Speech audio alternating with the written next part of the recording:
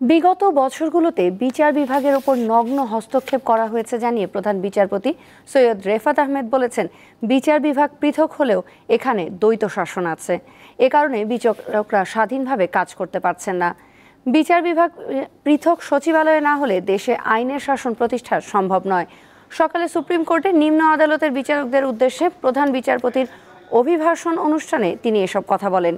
এ সময় বিচার বিভাগের দুর্নীতির বিরুদ্ধে জিরো টলারেন্স ঘোষণা করেন প্রধান বিচারপতি। আরও বলেন, বিচার বিভাগের প্রতি মানুষের আস্থার সংকট তৈরি হয়েছে।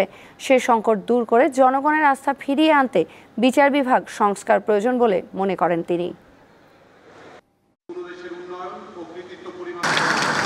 আজ আমি এই মঞ্চ হতে বিচার বিভাগের যে কোনো প্রকার দুর্নীতির বিরুদ্ধে জিরো টলারেন্স ঘোষণা করছি। আমাদের মনে রাখতে হবে, ব্যক্তি পর্যায়ে একজন বিচারকের দুর্নীতি সমগ্র বিচার বিভাগের উপরে কালিমা লেপন করে।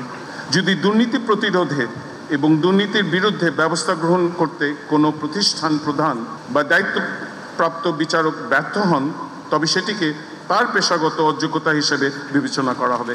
অনেক সময় সুপ্রিম কোর্টের অ্যাফিডেভিট শাখা, ডিসপ্যাচ শাখা, নকল শাখার বিভিন্ন বিষয় সম্পর্কে নেতিবাচক খবর আমার কানে আসে। আমি দ্ব্যর্থহীন কণ্ঠে ঘোষণা করতে চাই, এই ধরনের কোনো অনিয়ম আর বরদাস্ত করা হবে না।